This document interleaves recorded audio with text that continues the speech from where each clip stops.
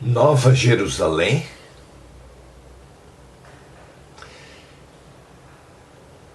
Os textos das Escrituras Sagradas, especialmente o Apocalipse, cita uma Nova Jerusalém, e os Espíritos apontam que essa referência indica o Brasil.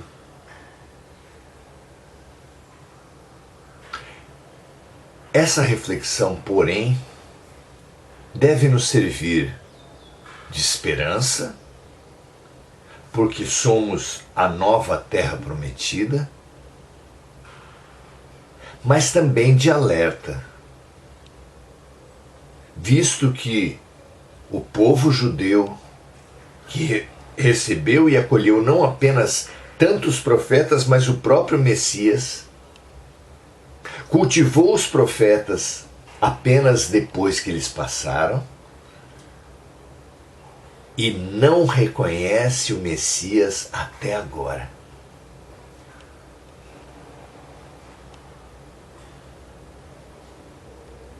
Então, receber uma tarefa não é um privilégio apenas, é um privilégio e uma responsabilidade.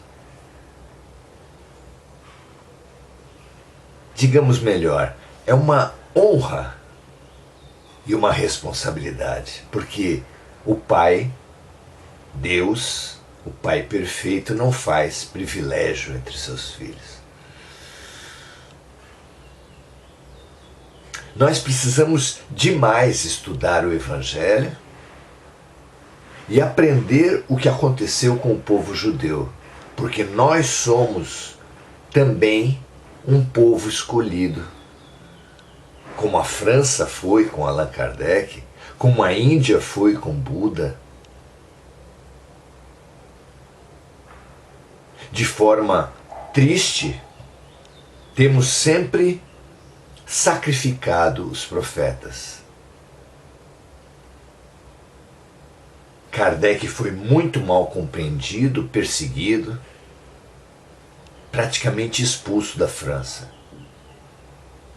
Buda, o príncipe que descobriu a vida, descobriu o mundo, descortinou o mundo aos olhos da humanidade,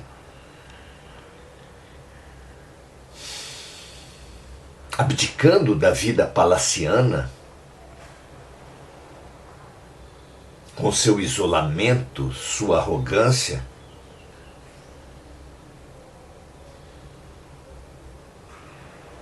gerou seguidores que se isolam em grandes prédios, em verdadeiros palácios.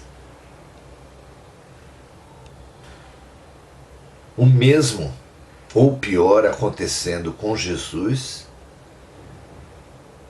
cujos seguidores não apenas também se isolaram, também se encheram de ouro, de luxos, de arrogâncias, mas produziram alguns dos piores eventos da Idade Média, como as cruzadas, as inquisições, as perseguições, as traições, a pior política era centralizada em Roma.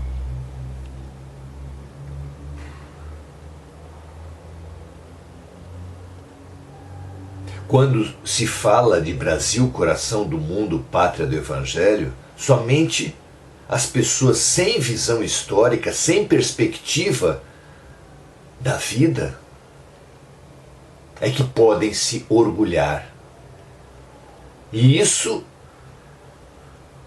se for predominante essa arrogância,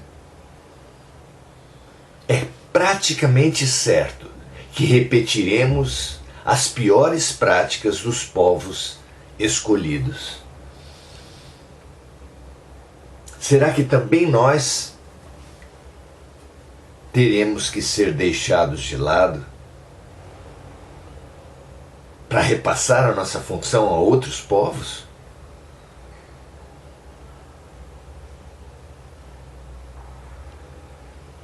Aqui em Romanos, capítulo 11, versículos de 13 a 15, Paulo, o apóstolo dos gentios, dos não-judeus,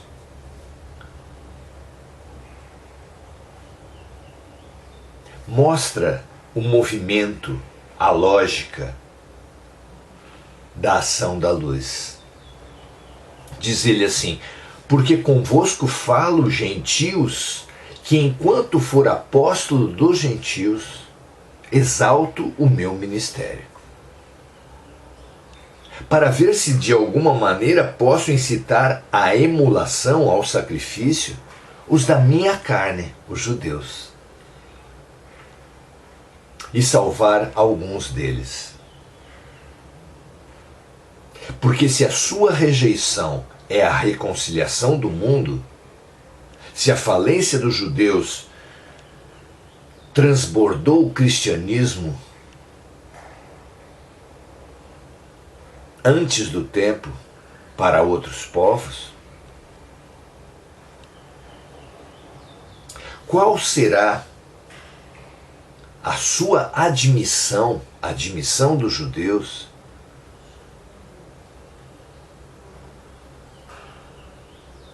qual será a posição dos judeus se admitirem a sua missão, se admitirem a sua luz com o cristianismo na época, se não a vida de entre os mortos?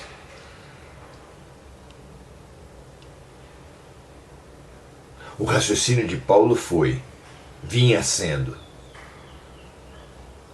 que a negação dos judeus empurrou o cristianismo para todo mundo. Mas que isso não era o plano de Deus. O plano de Deus, em primeiro lugar, era atuar sobre os judeus. Foi a orientação de Jesus aos discípulos: buscai primeiro os filhos de Israel. Mas sim, a negação dos judeus,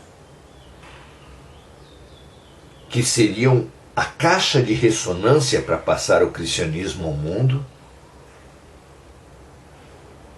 fez com que os próprios discípulos, ultrapassando a caixa de ressonância, tivessem que buscar diretamente outros povos. Porque o bem não para, o bem não depende dos homens. Deus sempre tem plano B, plano C para as suas ações, porque sabe o risco dos povos escolhidos, que é o orgulho. Os brasileiros precisam aprender a exaltar outros povos.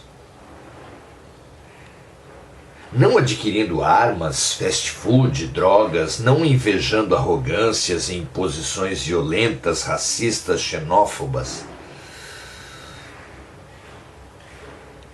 mas aprendendo organização, limpeza, racionalidade, respeito à coletividade e à autoridade. Terrenos nos quais temos tanto a aprender, não é mesmo?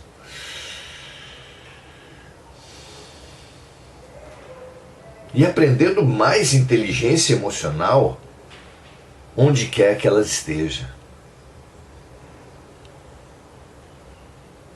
Nada temos progredido ao importar posturas e práticas intolerantes e violentas de Estados Unidos e Europa. Muito pelo contrário, será reaprendendo generosidade, solidariedade, abertura à diversidade, à alegria, com a África, Canadá, Butão, Austrália, Nova Zelândia, Tibete. Mas muito especialmente valorizando as melhores práticas de nosso próprio interior. E essa expressão tem um duplo sentido fantástico.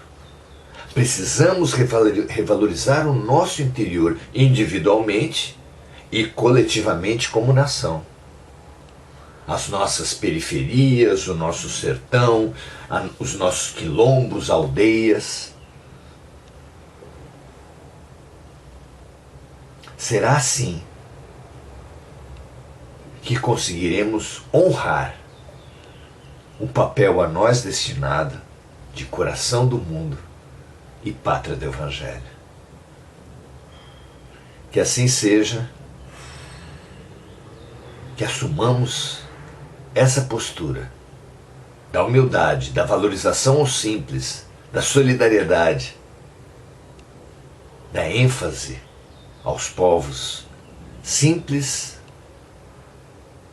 mas generosos do nosso interior.